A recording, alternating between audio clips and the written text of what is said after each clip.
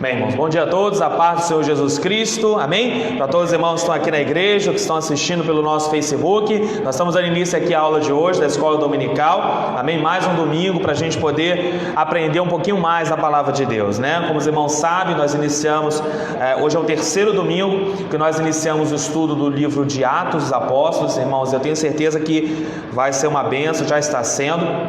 Quero dizer para quem está tanto aqui na igreja, como para os irmãos que estão começando a assistir de casa, tá ok? Fique com a gente aí até o final. Você que está assistindo pelo Facebook, seja bem-vindo em nome de Jesus. Aqui é a Casa de Deus, Igreja Metodista em Água Santa. Quero deixar um convite especial para quem está assistindo de casa. Nós estamos na rua Joaquim Martins, número 435, aqui no bairro de Água Santa, no Rio de Janeiro. Se você tem condição de estar presente aqui com a gente, você é nosso convidado a acompanhar o nosso trabalho. A nossa igreja está tendo as atividades todas, tanto os cultos como escola dominical, reunião de oração, consagração de forma presencial, tomando todos os cuidados, né, e orientações dadas pelo governo quanto à questão do coronavírus. Mas nós cremos, irmãos, que Deus tem abençoado a nossa vida, e você que está assistindo de casa tem a oportunidade agora de aprender um pouquinho mais a palavra de Deus, amém? E Deus tem abençoado a nossa igreja com o conhecimento da palavra e tem sido bênção para nós, seja para você de casa, para você que está aqui na nossa igreja. Vamos iniciar a nossa aula de hoje, vai ser uma bênção. Escola dominical, todo domingo às 9 horas da manhã, estamos estudando o livro de Atos. Quem perdeu alguma das outras duas aulas, é só acessar o nosso Facebook, está lá o conteúdo disponível para você assistir, para você recuperar aí o tempo perdido. Temos material muito bom já lá, falando sobre o livro de Atos, falando sobre a igreja, a expansão, a glória da igreja, e é uma bênção. Hoje, inclusive, a aula vamos estar falando um pouco sobre a expansão da igreja. Vale a pena participar. Temos um material aí disponível para você, temos o material que vai ser passado aqui nos slides também. Vamos acompanhar, prestem atenção. Se tiver alguma dúvida, pode estar colocando a sua pergunta, e você de casa também pode colocar. Se você tiver alguma dúvida sobre o conteúdo da aula de hoje, você pode utilizar o comentário desse vídeo, deixando a sua dúvida, deixando a sua pergunta, para que na próxima aula a gente possa estar, na medida do possível, é claro, tentando esclarecer a sua dúvida, a sua pergunta. E para vocês que estão aqui, basta levantar a mão aí se quiser fazer alguma colocação, alguma pergunta. Isso aqui é uma aula, então a sua participação é importante para agregar aqui ao conhecimento da aula e do conteúdo que a gente vai estar aplicando, amém? Vamos orar para iniciar a nossa aula, em nome de Jesus. Senhor Deus e Pai, em nome de Jesus nós estamos aqui, Senhor, consagrando a Ti a nossa vida e te pedindo, ó Pai, vem Espírito Santo de Deus e fala, Senhor, aos nossos corações. Derrama, Senhor, do Teu conhecimento, derrama do conhecimento da Tua palavra, Senhor, sobre nós, e que a Tua palavra, que é viva e eficaz, venha, Senhor Deus, com poder, falar aos nossos corações e derramar da Tua unção, da Tua glória, Senhor, sobre cada um de nós. Abençoa-nos, Senhor, nesta manhã, e fala aos nossos corações, é o que nós te pedimos, em nome de Jesus, amém, irmãos? Então, o pastor Anderson vai estar dando seguimento aqui à aula, todos já estão com o material aí, né? E acompanhando com a folha, acompanhando aqui em nome de Jesus. E o cachorro?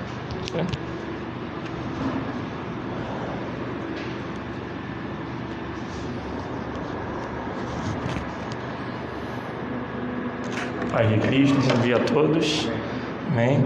Estamos aí mais uma manhã de arrumar aqui um pouquinho, né? Aí, estamos aí uma manhã de vitória, uma manhã de bênção, uma manhã de milagres, de conquistas, né? E temos certeza que o Senhor tem nos renovado, tem nos dado graça para avançar. E dando continuidade aí, né, ao nosso tema aí, a proposta de entender um pouquinho a formação da igreja e a expansão, né, e contextualizar a nossa realidade hoje, é necessário que a gente aprenda um pouquinho nos nossos antepassados, né? Então a formação é muito importante. E se a gente não consegue entender a base da história da nossa formação, como é que a gente vai conseguir nos situar? É igual a nossa vida, né? Se a gente não entende os nossos pais, os nossos antepassados, a nossa geração, como é que a gente se situa no tempo? Você vê o mundo como? Você se criou? Não, né? Então, estou falando de criação no sentido de nossos pais ou responsáveis nos dar o primeiro alimento, né? E fazer o que eu sou hoje, e fazer o que você é hoje. Então, se nós não entendermos como procedeu e formou os pais da igreja, toda a base da igreja pentecostal, como é que você pode dizer o que você é de igreja hoje, como você vai proceder, como você vai agir com Cristo e como a palavra que é profética tem anunciado para a sua vida e para a minha vida? Então é voltar o tempo, fazendo esse tempo ser presente e futuro na nossa vida, né? Então isso é muito importante. Depende de alguns pontos na minha vida para que eu possa entender. Não, precisa eu ter nível superior. Não, precisa só você ter um coração justo, reto, aberto, para entender o que a palavra de Deus profeticamente tem a nos dizer. E mesmo aquele que hoje não consegue entender o código, as letras, ele tem um entendimento interno, cultural, que a própria palavra, o próprio Espírito revela. Então ele não vai ficar fora, nem os loucos, nem os cegos, nem os surdos, os mudos, enfim, qualquer sentido humano, falando de percepção, né, que às vezes as pessoas falam, poxa, como é que a gente pode entender, né, uma pessoa que está em sua plena formação, que crê em Cristo? Vai ter o julgamento normal. Então, a palavra de Deus é acima de tudo que a gente possa pensar em esfera humana e sistema desse governo aqui que nós falamos, né, desse governo humano, dessa terra. Nosso Deus é e sempre será Deus. Nós somos criaturas, e tudo que há nesse mundo é criatura, tudo perece. Então a história provém dele. Daqui para frente, o que ele vai realizar, o que ele vai fazer é com ele. Então basta a gente só compreender e seguir isso. E a gente tenta fazer a nossa história. E a nossa história tem que estar de acordo com o projeto dele. Afinal, nós somos feituras dele, né? Somos criaturas. E Deus tem feito isso na sua história. Então, eu vou pedir atenção dos irmãos, só para a gente nos situarmos, né? As pessoas vêm em domingos diferentes, né? Enfim, e às vezes passa a semana, não dá para a gente relembrar ou ler, né?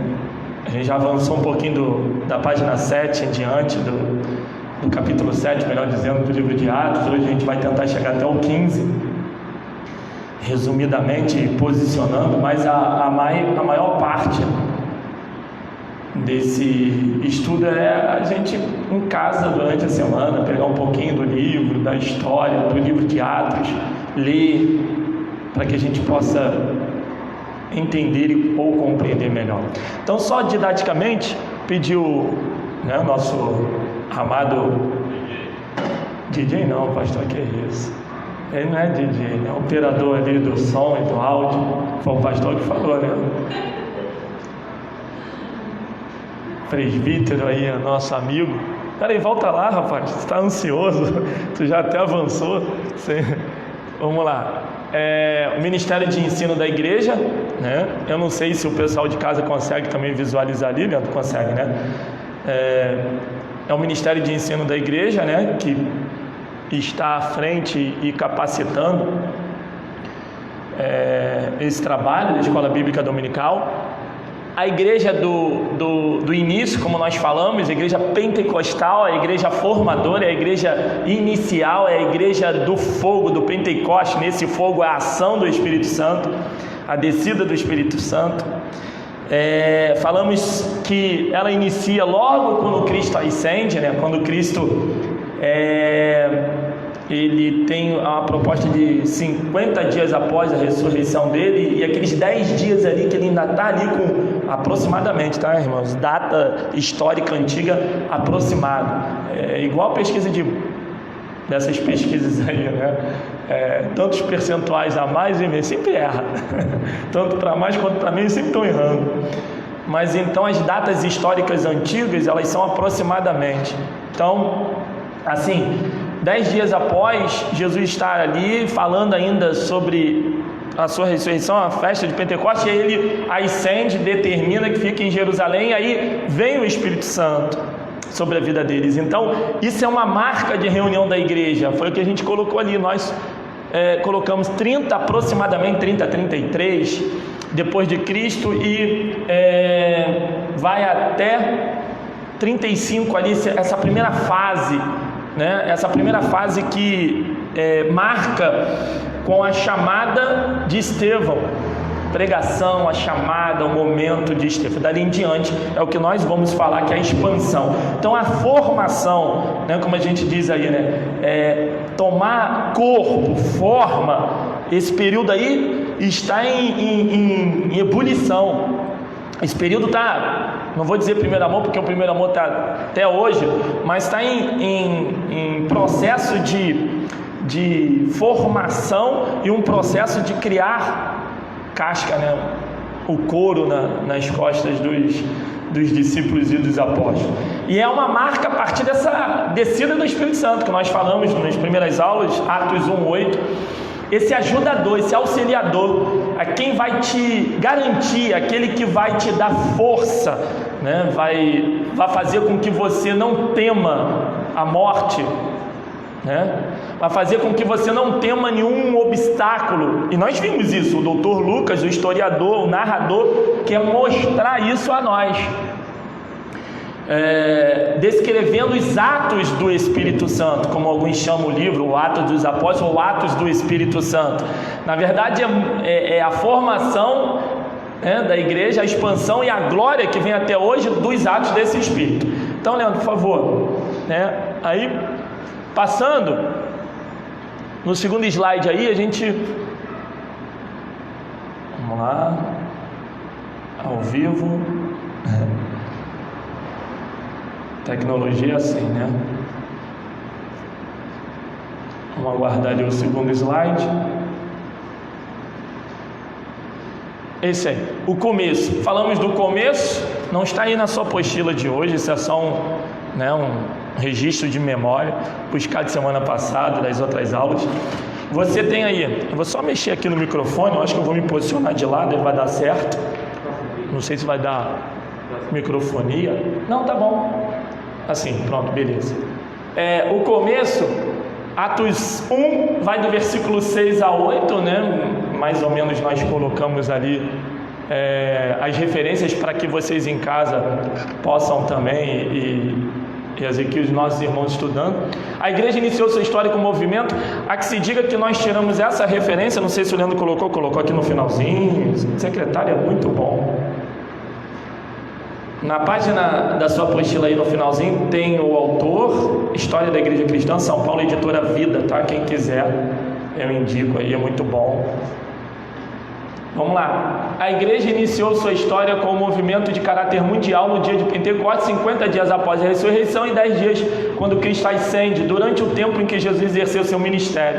Os discípulos criam que ele era um almejado Messias de Israel, o Cristo. Messias e Cristo são palavras idênticas, tá? Messias é a palavra hebraica e Cristo é a palavra grega, né? Então só para a gente entender, ambas significam o ungido, o príncipe. Então olha só, o ungido, só para a gente entender essa especificação hoje também, o ungido são todos nós que creem em Jesus. Não é só o pastor ou o apóstolo que é o ungido, ele é ungido especificar, né? Ele tem uma especificação, melhor dizendo. Mas quem é ungido hoje nesse sentido? O Espírito Santo unge todos nós somos ungidos, né? Isaías pregou sobre isso. Venha nos ungir, apregoar o ano aceitável do Senhor. O ungido, ele selou isso, o próprio Cristo, o cabeça, o principal, o ungido da casa de Israel, o Cristo. E agora, como o Espírito Santo chega a todos nós, foi derramado a todos aqueles que creem, então todos nós fomos ungidos, né? E a unção significa essa autoridade, né? Essa unção, o que é a unção? É a ação do Espírito Santo em nós. Então nós estamos autorizados, estamos autorizados a realizar essa obra. O Espírito de Deus está sobre nós. O Espírito de Deus me ungiu. Isaías prega sobre isso, fala, profetiza sobre isso, ok? Então, o príncipe de Israel celestial, o reino espiritual. Olha só, é ungido por quê? Porque é o príncipe do reino celestial. Então, aí já a gente vai entender o processo de discrepância, ou na mente deles, não entendendo o reino, né? Um reino material, um reino espiritual, um reino que eles entendiam que Cristo viria sendo um rei material, um rei que subisse ao trono e dominasse.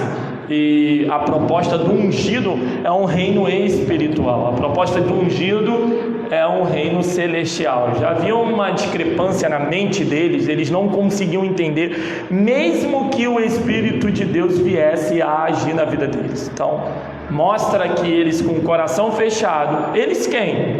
Os doutores da lei, aqueles partidos religiosos, aqueles que detinham a razão no momento de dizer em Israel que determinasse a salvação de uns e outros, né? Como a gente fala, religiosidade de um modo geral. Segundo slide, né? Eu tenho que ter aquele controlezinho aqui na minha mão para funcionar para você, te ajudar. Aí a gente vai ver ali o revestimento, falamos semana passada, Atos 1,15, né, que é a sação que acabamos de falar. Não seria possível esse avanço deles sem o revestimento.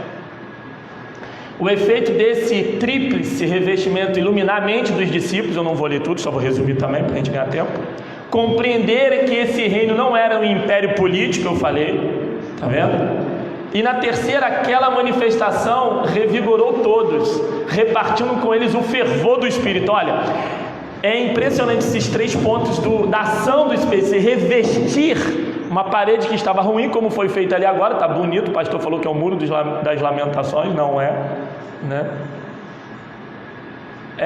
Colocaram um revestimento ali, que independente de que forma seja, mas esse revestimento revigorou o ambiente ali também, né? É interessante que esse revestimento, ele tinha a proposta de esclarecer, né, a mente, iluminar, trazer um esclarecimento à mente dos discípulos. Ou seja, esse esclarecimento é discernimento. Então, o Espírito Santo traz discernimento à nossa mente. Ele faz com que você entenda. Ele faz com que você possa abrir o seu entendimento de uma maneira que você nunca pensava em algo espiritual seja revelado, descortinado, como eles falam, né? O véu rasgou e agora a gente tem acesso, e isso está direto a Deus e é descortinado. Então a gente tem um problema. Apareceu ali compreender, né, essa proposta do reino, que não é político, não é físico, não é social, é espiritual. Opa, volta aí. Opa, tá testando. E aquela manifestação revigorou todos, né?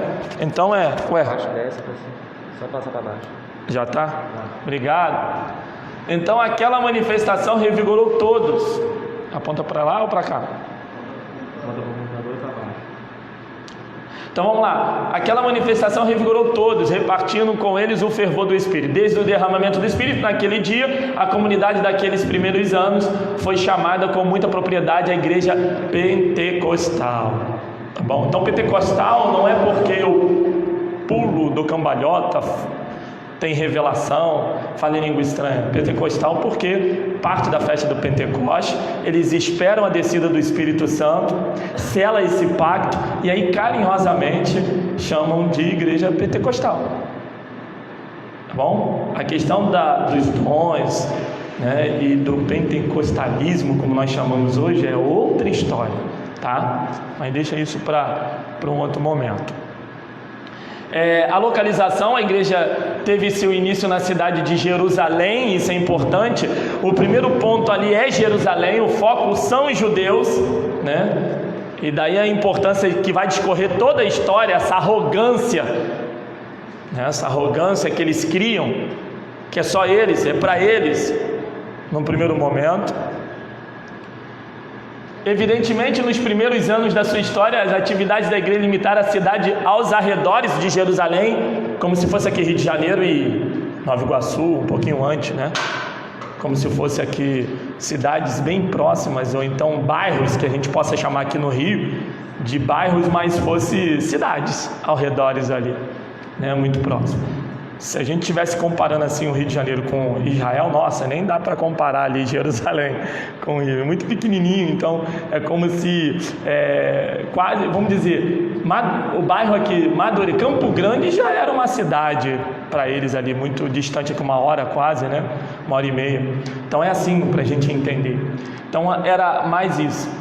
As sedes das igrejas em Jerusalém, como nós falamos, tinham o seu local no cenáculo, no Monte Sião, e o pórtico de Salomão no templo. O que é um cenáculo? Cenáculo eram locais, casas. Vamos contextualizar hoje aqui as nossas lindas pousadas que nós temos hoje, que nós viajamos, estamos na estrada. Vamos parar aqui. Mas aí tem gente que fala assim, não, essa pousada aqui é muito simples, né? Não é aquela pousada que o irmão fica. Não, calma. Aquela pousada parece uma casa, parece um negócio assim. Mas era assim, né? Era uma casa, era um segundo plano, às vezes um primeiro plano, um primeiro andar, mas o primeiro andar que eles também chamavam era um plano superior, como esse prédio aqui, né? Você sobe aqui, aí tem a sala aqui em cima. Então o cenáculo era essas pousadas, só para contextualizar, tá? Para a gente entender aqui. Não vai chamar o cenáculo e dizer que eu falei que era pousada, não. Mas eram essas casas que eles se reuniam, com a importância de acomodar pessoas. E eles ali poderiam interagir, passavam ali pessoas, viajantes, mercadores, ou então até a localidade, membros da localidade, que eles tinham um espaço para, no primeiro andar, receber pessoas e ali poder confraternizar a palavra de Deus. Então esse era o entendimento de cenáculo.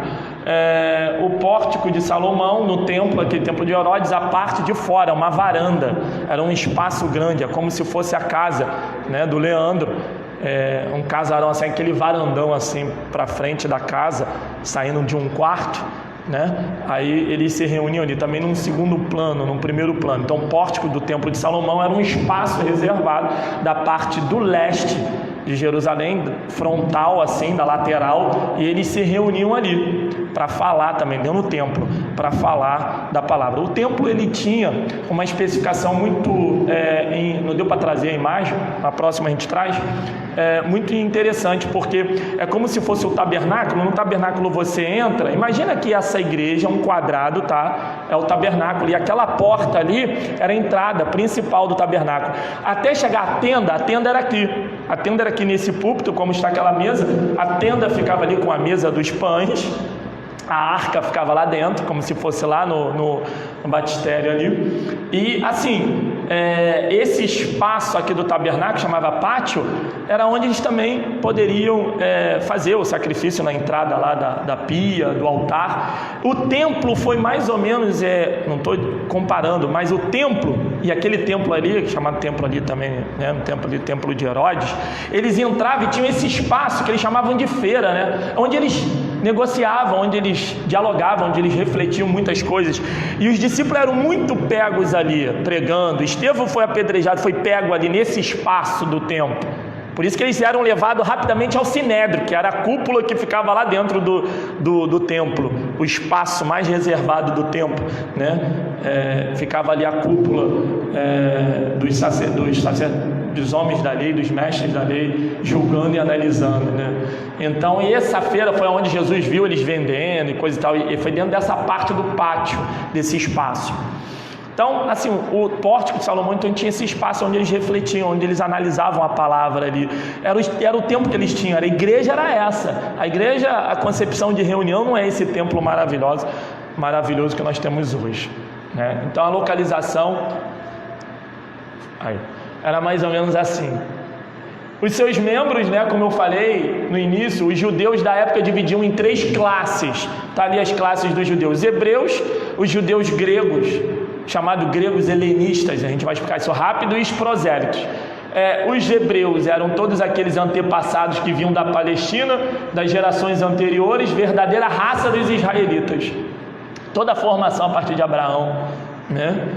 Então é chamado de hebreus, tá as referências lá para vocês tomarem o entendimento. O seu dialeto, o seu idioma, melhor dizendo, era o hebraico, e depois, no decorrer dos séculos ali, quando eles vão para o cativeiro babilônico e voltam, aí já volta com outro dialeto, o aramaico, ou como eles chamam ali, dialeto do Ciro-Caldaico, os caldeus, os babilônicos caldeus. Então eles voltam, então provavelmente nesse tempo ali Jesus falava hebraico ou aramaico, porque era a formação do idioma deles, ok?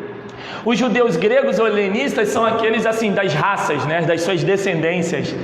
Como hoje o brasileiro aqui, eu sou judeu direto, mas era um judeu direto da primeira geração e não de 1000 gerações. Eu sou judeu de 1000 gerações, e se orgulha disso, eu sou um judeu de 1000 gerações.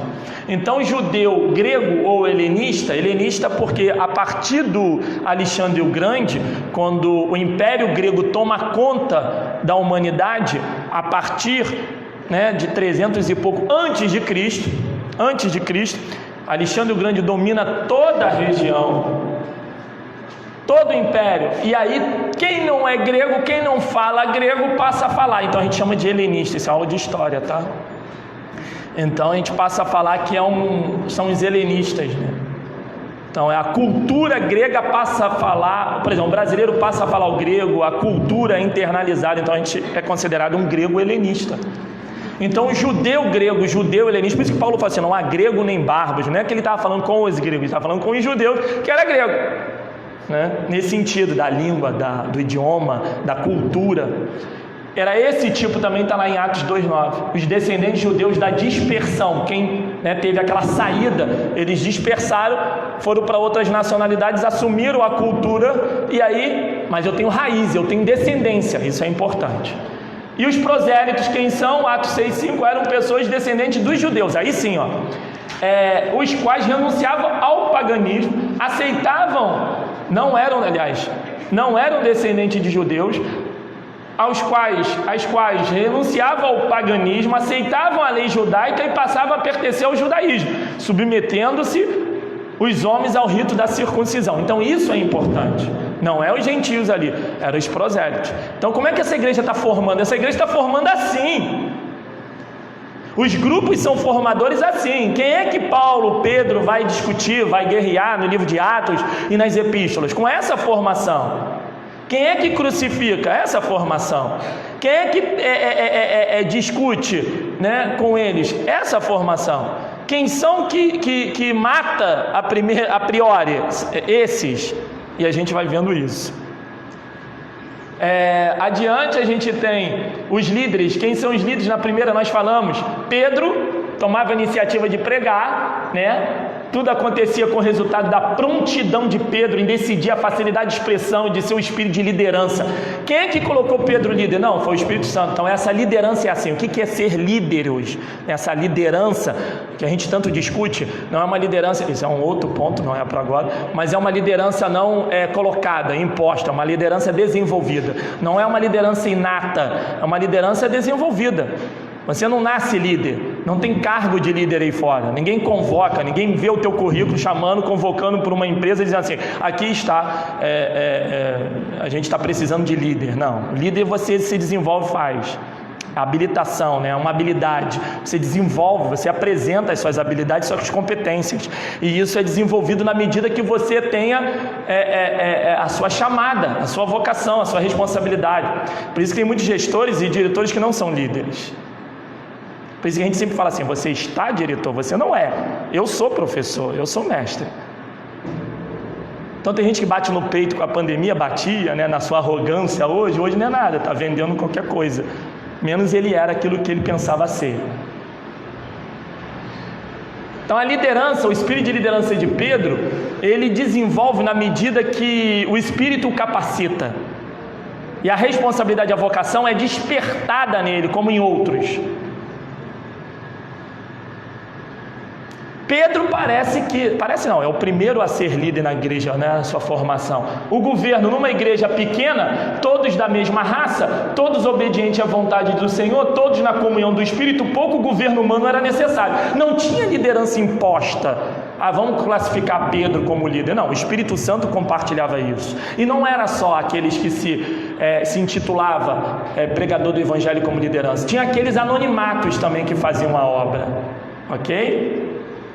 Então, esse governo era administrado pelos 12, os primeiros apóstolos, aqueles que receberam, que aprenderam do Senhor e que desenvolviam isso no meio da igreja, discipulavam, mostravam como era esse espírito. Haja vista que no dom de línguas, todos os que recebiam isso ficavam maravilhados, que a gente falou isso, nós falamos isso em Atos 2 em diante. E aí eles foram para lá, para outros locais, eles foram para as suas cidades, eles foram para outras localidades aos redores, e as igrejas foram desenvolvendo. Mas quem era o líder daquela igreja? O Espírito Santo. O Espírito Santo capacitava os anonimatos. Quem são os anonimatos hoje? Você, eu também, somos anonimatos da história. Não são os que estão na mídia, no Instagram, no Facebook, Twitch e assim por diante. Não é.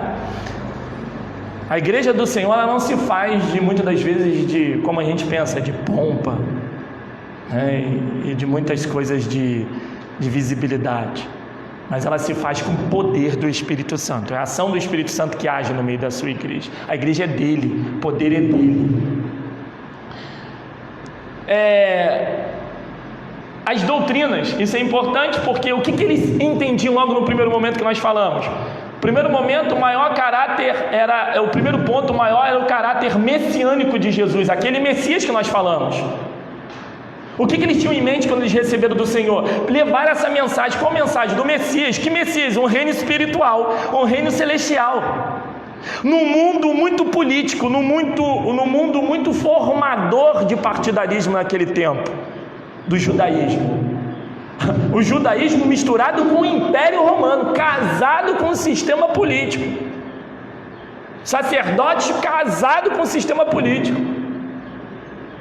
Olha a incumbência e a responsabilidade daqueles que recebiam o Espírito de Deus como igreja e que tinham a incumbência, a responsabilidade de levar essa palavra.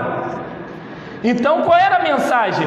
Cristo como Messias, isto que Jesus de Nazaré era o Messias, o Cristo tanto tempo esperado por Israel, que agora reinava num reino invisível do céu e a qual todos os membros da igreja deveriam demonstrar lealdade pessoal, reverência e obediência. Olha, todos aqueles formadores no início deveriam de prestar reverência e obediência. Já estavam confrontando com o império, já estava confrontando com o imperador, com o rei de Roma, já estava confrontando com os sacerdotes. Olha o caráter de ensino inicial, levar o caráter messiânico às pessoas. Quem? Os judeus primeiro. Mas que judeus são esses? São os judeus, aqueles que não querem receber isso, não aceitam esse Cristo, não criam nesse Messias que eles estavam iniciando a pregar. Já estava declarada a perseguição, já antes de começar. Outra doutrina, a ressurreição de Jesus. Olha, dois partidos interessantes ali eram os fariseus e os saduceus. É bom que se diga que é bom vocês estudarem isso e quiserem entender formação de igreja. Fariseu e saduceu. Então tinha um grupinho ali, né, de saduceus que não criam em ressurreição. E essas formações desses religiosos, desses grupos religiosos, principalmente os fariseus, 300 anos antes de nascimento de Cristo. 300 anos antes, é que se diga. 300 a 200 anos. É uma religião bem antiga. É um partido político religioso bem antigo. E esses dois grupos compunham o Sinédrio. Aquele grupo que nós falamos. É como se fosse o Senado aqui brasileiro. Esses dois grupos tinham a primazia de julgar, de analisar a sociedade. Um grupo mais próximo à sociedade, que eram os fariseus. Outro grupo mais elitizado, mais próximo às elites religiosas, saduceus. Então, olha só, a responsabilidade. Eu tenho que confrontar com esse grupo aí. Eram os primeiros, eram os líderes. O Espírito Santo falando na vida deles. Eu tenho que falar da ressurreição de Jesus Cristo. É uma prova. É perder a cabeça.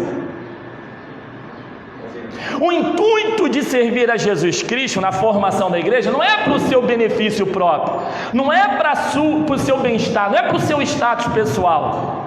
A mente, a formação é reino espiritual, é celestial, é vida eterna. Ninguém está preocupado com seus próprios interesses, quem assume o Espírito Santo. Quem assume o Espírito Santo ali, nesse momento, não está preocupado em prosperidade material, em ter carro, casa, iate, viagens. Não está. Eles não estão preocupados em olhar a sua casinha de palha e dizer: Senhor, eu estou te servindo agora, eu quero esse palacete, eu quero essa casa do imperador. Não tem essa mentalidade. Não tem. A mentalidade que surge ali o ensinamento levar o caráter principal, e Atos está mostrando isso, o escritor quer mostrar isso, o caráter messiânico de Jesus e a ressurreição de Jesus. É o comprometimento do Espírito Santo com as vidas que vão o aceitando. Em outras palavras, que Jesus fora crucificado, ressuscitado dentre os mortos e agora está vivo, como cabeça, que nunca vai morrer. A terceira doutrina era segunda vinda. Então a gente tem, olha, primeiro, o caráter messiânico, um rei. Que rei é esse? Celestial. Segundo, a gente tem a ressurreição, confronto, eles não creem. Terceiro, a volta. Poxa, se já era difícil crer na ressurreição, quanto mais nessa segunda vinda. Eles estão doidos, malucos, perturbados. Isso é coisa do espírito Beelzebu. Eles não entendiam o discernimento do Espírito Santo. Lembra que eu falei que primeiros pontos é esclarecimento da mente, discernimento, trazer luz à mente no sentido de luz, no sentido de você estar em trevas na sua mente. É entender, é discernir algo espiritual. Por isso que o apóstolo Paulo chega a Corinto e fala assim: olha, o homem natural jamais vai discernir o espiritual. Não tem condição. O natural, ele pensa na terra. O natural, ele pensa em prosperidade pessoal. O natural, ele pensa em vaidade pessoal. O natural, ele pensa em soberba natural. O natural, ele pensa no status social. No natural, ele pensa a priori, que eu estou falando. Não estou dizendo que a gente não tenha que participar disso tudo. Eu estou dizendo a priori. A prioridade é essa, é o natural. O espiritual não. O espiritual assume esse comprometimento e desenvolve. Como é que eu vou mostrar que eu estou assumindo? Desenvolvendo. Porque nada adianta, como Jesus falou, e os discípulos, ser ouvintes e não ser praticantes.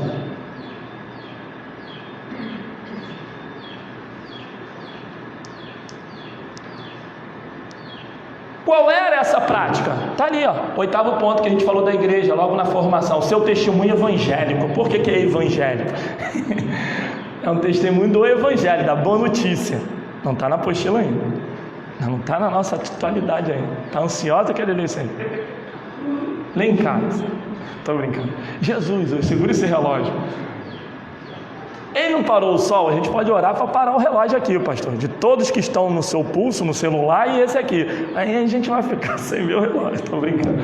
Então vamos lá. A arma usada pela igreja, por meio da qual haveria de levar o mundo aos pés de Cristo, era testemunho. Que arma espiritual? Testemunho, nós falamos na aula inicial, a gente está fazendo essa memória alongada, porque é interessante, porque depois a apostila vai na mão de vocês aqui, essa de hoje. O que estava formando essa igreja? Formando caráter, dando identidade, dando casca, como nós falamos. Para ninguém ficar menininho, para ninguém ficar fazendo beicinho, para ninguém ficar falando que não vai não, Leandro, você não comprou meu shampoo, hoje eu não vou para a igreja não, Leandro. Cadê ela? Está aí não, né? Está aí não. Ainda bem que a Carol não está aí. Leandro, hoje eu não vou à igreja não, você não comprou meu chocolate. Eu não vou para a igreja hoje, eu não vou para a igreja hoje. Essa é a Carol, vocês vão conhecer. A arma usada pela igreja, por meio da qual haveria de levar o mundo aos pés de Jesus, era o testemunho de seus membros. Contudo, o texto bíblico demonstra que todos os apóstolos e toda a igreja davam testemunho do evangelho. O que era o testemunho? Quem lembra? 5 de cada vez, senão vai causar muito tumulto. O que era testemunho? A máscara que não está deixando. Testemunho igual a... Falei semana passada, já esqueceram? Jesus amado. Como diz o pessoal, está comendo muito queijo, né? Então hoje, cientificamente, a gente tem que entender. mártir, né? Então, é ligado a essa palavra do martírio. Então, já assumia ser um mártir. Você está assumindo isso na sua vida como testemunha de Cristo, da palavra? Você já está se considerando morto para o mundo? Senão, a lei profética da palavra não está cumprindo em nós. Você pode vir, achar que está servindo a Deus. Aí, naquele grande dia, foi quando Jesus falou: vai ter surpresa. Então essa surpresa não pode ser pega de surpresa na sua vida. Então a gente precisa de entender, de ter discernimento, de entendimento, que evangelho não é eu vim aqui fazendo um grande aposta bancária, que semana que vem eu vou ter milhões na minha conta, eu vou resolver todos os meus problemas e eu vou estar feliz da vida. O evangelho não pode ser eu vir aqui para que eu possa ser curado do Covid e que eu venha ter vida e que eu não vá mais morrer. E o evangelho não possa ser encarado que um dia eu vou acabar com todos os meus problemas e eu não vou ter problema nenhum. Quem está falando isso para você está te enganando. Pode ser até o espírito do anticristo. Como o pastor André já falou aqui em algumas pregações que eu já ouvi, é a continuidade o que você faz aqui é uma continuidade do que você quer que seja feito em vida eterna. A tua mente está na frente. Então não adianta a gente querer, sabe, no nosso ditado aqui, né? Tapar, como é que é? O sol com a peneira, né? Isso. Por quê? Não vai adiantar, tá cheio de furinho, né? Vai ficar só os feixes. O evangelho, o testemunho é isso, é vida, é prática. Quem é, quem não é, não é. Ele testemunha. E é a identidade, é a marca. Todos viam isso. O apóstolo Paulo para Timóteo, ele chega até a dizer isso lá na sua epístola: olha, quem deseja o episcopado, excelente obra almeja. Sabe por que ele falava isso? Não é para o camarada sair hoje aqui e falar assim: eu tenho carteira de pastor, de apóstolo e vice-deus. Não, é porque naquele tempo, ser líder, ser pastor, como a gente chama hoje, ou líder, não gosto de falar pastor porque senão fica muito direcionado, né? Ser líder, pode ser qualquer um de nós. Perdi a cabeça.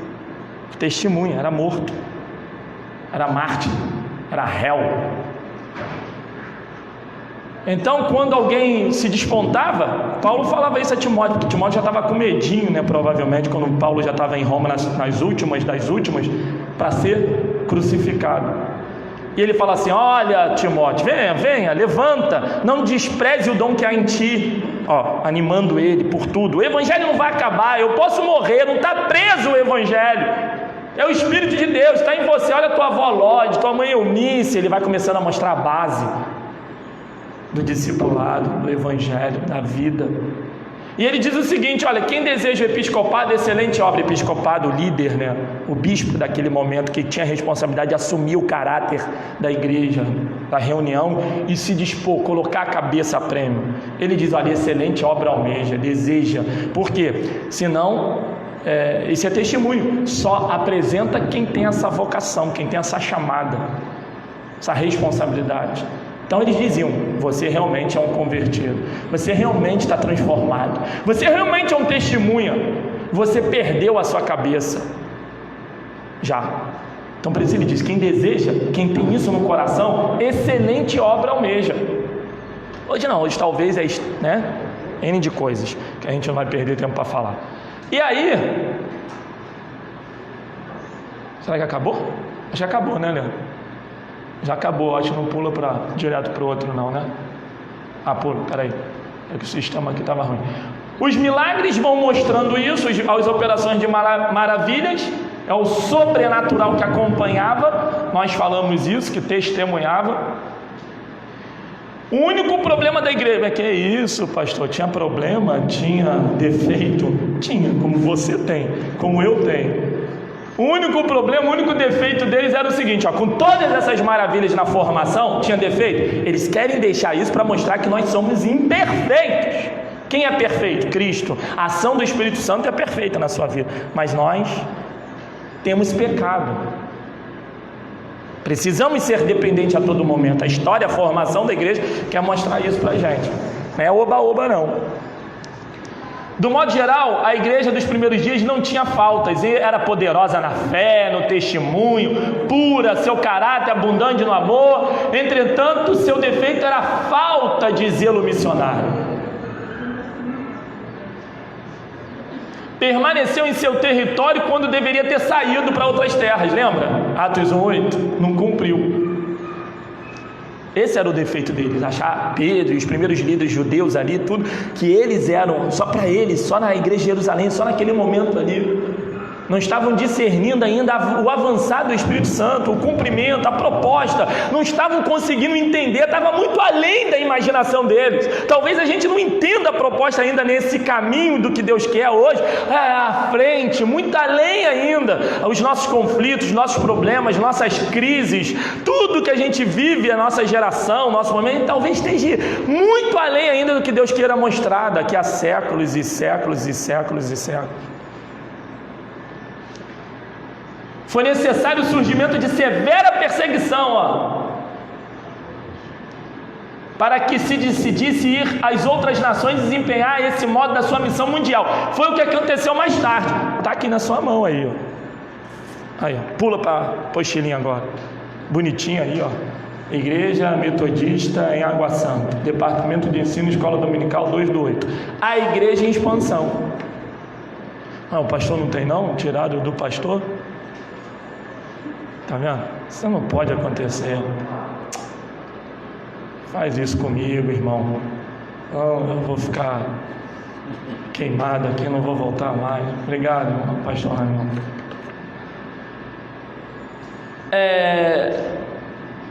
Aí a gente começa da onde? O marco aí que eu sei que você leu é a pregação de Estevão. Abra a sua Bíblia rapidinho. Hoje o Leandro me deu até um meio-dia. Dá pra gente chegar lá, não dá, irmão? Mateus, Atos capítulo 6.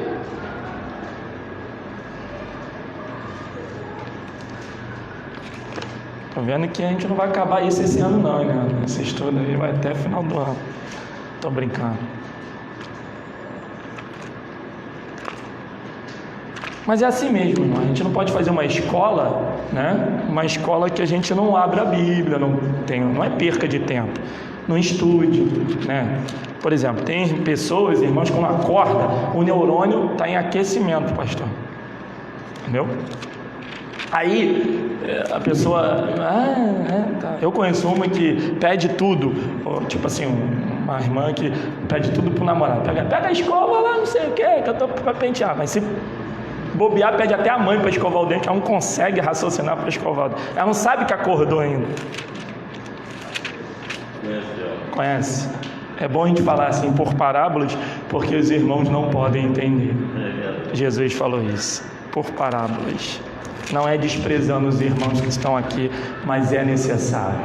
Então vamos lá, Atos capítulo 6, diz assim, olha que maravilha aí. Eu não vou ficar lendo não, eu só vou ficar parafraseando ou dizendo aí alguns fatos.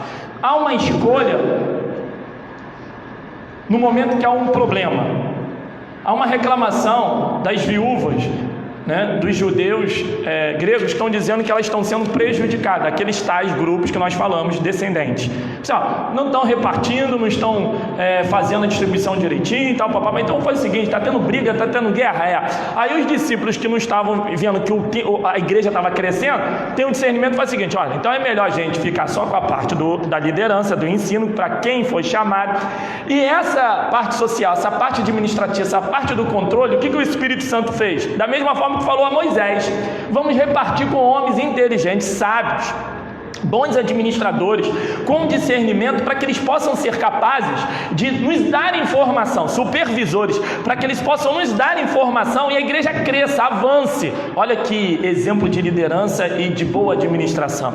E aí foi resolvido esse problema, e um deles lá prefigura como o nome de Estevão. Está lá, cheio de quê? Está dizendo o texto aí, Espírito Santo e de fé. já era a marca de Estevão, né? Um homem sábio, um homem cheio do Espírito Santo, um homem de fé. E os cargos, isso é uma aula posterior, para frente, sobre dons ministeriais e espirituais, a chamada desses dons ministeriais, essa responsabilidade. Por exemplo, Estevão era evangelista, mas quem empossou, quem chamou ele lá e deu carta, deu certificação e tudo mais? O Espírito Santo.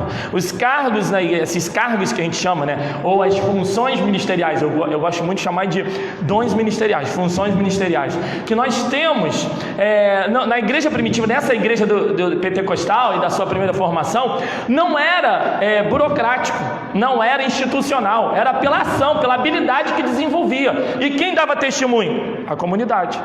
É um verdadeiro evangelista por tal, tal, tal e tal. Era um líder, um bispo, pastor por tal, tal, tal. Era um presbítero apto a ensinar, desenvolvia. Então ali era isso. Então quem é que condizia com a função ministerial? A prática. Vinha da prática para a habilidade. Vinha do exercício da sua liderança que dizia o que ele é. Do desenvolvimento é o que dizia o que ele é. Então, Estevão era evangelista. Então ele era diácono, porque o termo surgiu, diaconia, né? Essa comunhão, servir, o diácono, de servir. Por quê? Era menosprezar ele? Não. Hoje a gente está numa hierarquia, né, institucional e funcional, ministerial, que a nossa cabeça está presa a isso. Por exemplo, se eu sou um pastor, eu não posso ser um diácono. É vergonha. Eu fui rebaixado. Como é que eu posso ser um diácono, minha irmã? O diácono é o primeiro passo da minha hierarquia, da minha patente. Então a cabeça da gente está assim muito hoje. Todo mundo quer ser líder, né? Todo mundo quer ser pastor, pastora, missionário, missionária, apóstolo, apóstola, vice-deus. Não pode ser Deus. Se fosse Deus, a gente chama de anticristo, mas vice pode. Então é o seguinte, as funções eram lá, habilidade. Estevão era evangelista. Você vai ler isso. Você vai ler Filipe evangelista, mas você vai ver também ele servindo. Não era preconceito e desmerecer, era honra. E ele serviu a mesa, serviu as viúvas. Só que ele despontava na pregação. O que o autor, o que Lucas quer mostrar não é essa função dele. É a função que começa a transcorrer no capítulo 6, que você vai ver aí a primeira perseguição em cima de Estevão. Por quê? Cheio do Espírito, cheio de fé, a habilidade que ele tinha como evangelista, vocacional, era mais forte. E aí ele tinha que pregar, anunciar. E aí começavam os judeus do Sinédrio a perseguir. Houve a primeira perseguição dele, e aí, depois dessa primeira perseguição que o autor quer mostrar aqui, vem um discurso que eu falo que é o maior discurso aí da história do Novo Testamento, do maior capítulo, do capítulo 7 em diante. Irmão, são 2 páginas, acho que são 60, são 50 são 60 e tantos, 60 versículos, num capítulo só. Acho que é o maior que tem aqui, num discurso só. O que Estevão está tentando fazer? Peraí, agora estão me perseguindo, eu estou preso, estou diante de um sinédrio, eu tenho que lançar mão da minha defesa. Não. Ele não está lançando mão da sua defesa. Ele está defendendo o quê? Ele está mostrando o quê? O Evangelho, irmãos. As boas novas, notícia que liberta, que salva. Agora eu tenho a oportunidade de defender esse Evangelho que nós estamos pregando, e mais, eu vou poder pregar para esses tais aqui. E ele começa o discurso dele, que é o capítulo 7, que vocês vão lendo. Já leram, né? Começa lá ali, mostrando a raiz da onde? Daqueles hebreus que nós falamos, de Abraão. Ele vem tentando mexer com os judeus, com os líderes do Sinédrio. Ele vem mostrando a genealogia, ele tenta discursar, irmão, perde uma hora tremenda para o finalzinho dizer o quê? Vamos apedrejar ele.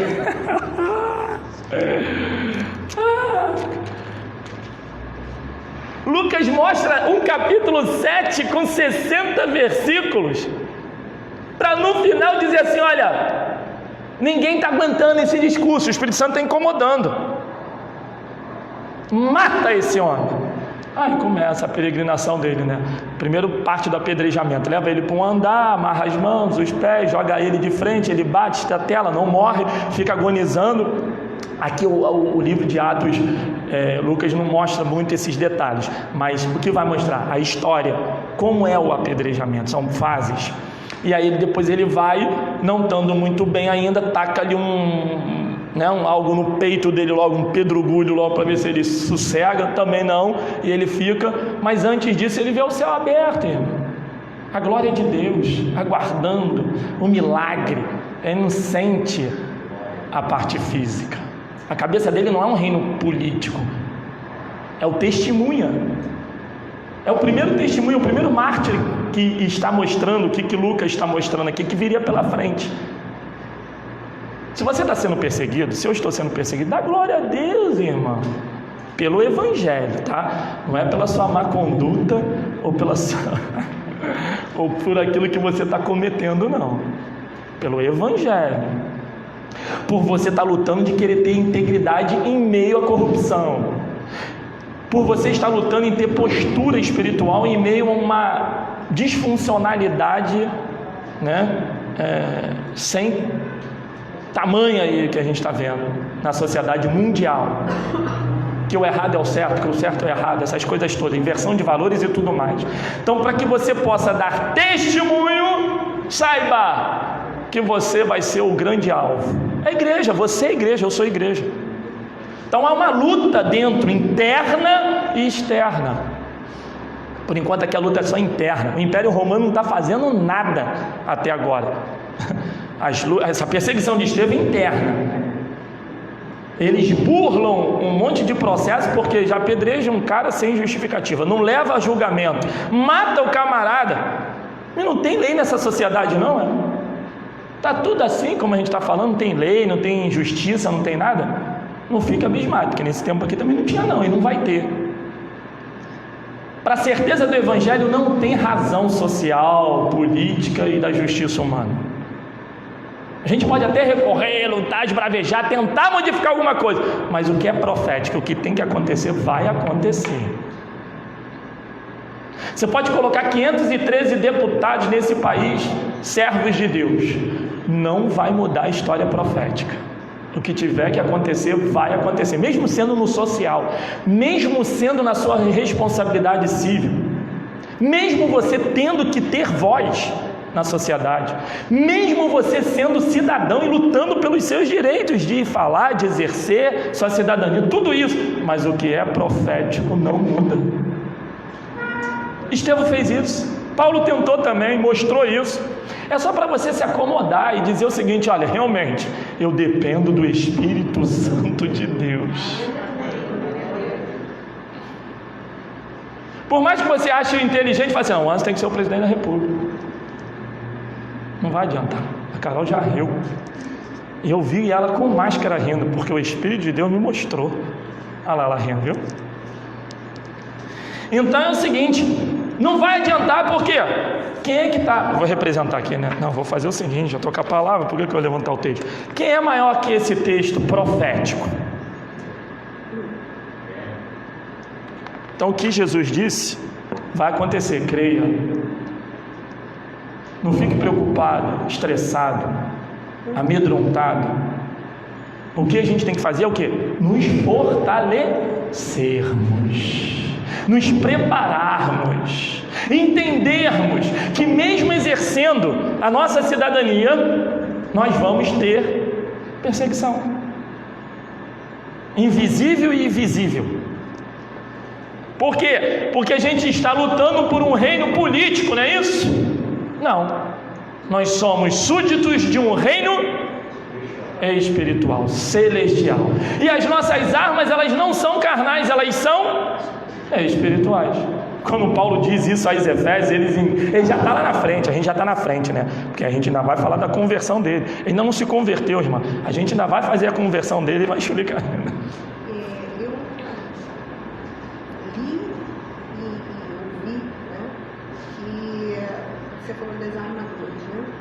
Das armaduras não, das armas. A armadura... Não, espirituais, né? Que eu estou falando. Que a maior é a espada. Das armas eu não vou classificar como grau, quem é a maior, a palavra, né? É óbvio que a espada, comparando com a palavra, né? Tanto ataca como defende, mas eu acho que na função de prioridade, de importância, todas aquelas que Paulo falou, classificar como prioritário. Por exemplo, o capacete hoje é prioritário. O que é o capacete? Você tem que proteger a sua mente hoje, porque é o século do conhecimento. A guerra está aqui. Os dardos, as setas, elas estão fazendo com que toda essa palavra fique desordenada em você, no seu processo do encéfalo, né, que a gente fala, não é do cérebro. O cérebro faz parte do encéfalo. Estou estudando isso, pastor, para ficar craque. Então, a neurociência. Então a gente entra nessa... Até a próxima aula, Leandro?